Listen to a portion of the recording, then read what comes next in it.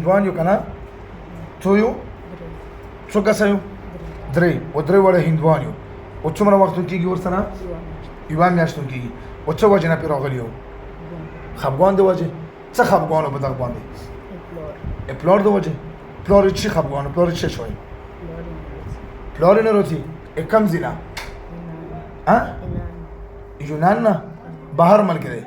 چې ان راځي بیا تاسو د ماشوم باندې څه کوو خفګان کوي دا چې خفګانو کې بیا تاسو په څه کوو تاسو پر راشو تاسو کم تکلیف ورکوو دغه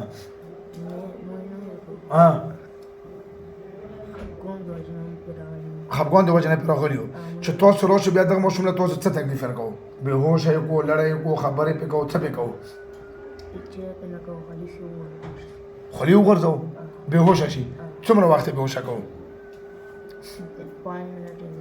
5 منټ یا 10 او تاسو څو ځلې د پولیس کې بېهوشه کوو څومره څو ورځې بعد یې بېهوشه کوو ورځې کې روزانه یې بېهوشه کوو کله و نو دا ګناه نه تاسو داسې ظلم کوو او که بیا راغلي وو بیا به څه کوم وولم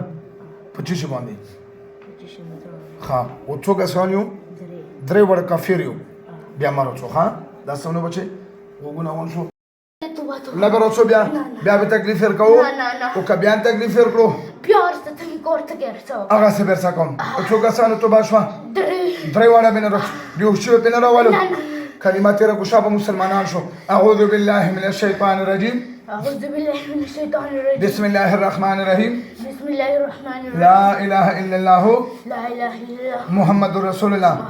صلی الله علیه وسلم مونږ درې واړه مسلمانان شو که نه شو مسلمان چې بیا به دې ماشوم له تکلیف نه ورکوو نه په غم کې او نه په خوشحالۍ کې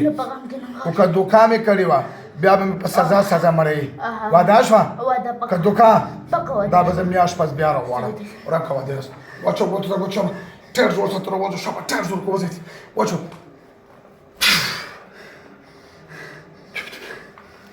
ما څه نوم دی ماما څه دی لګول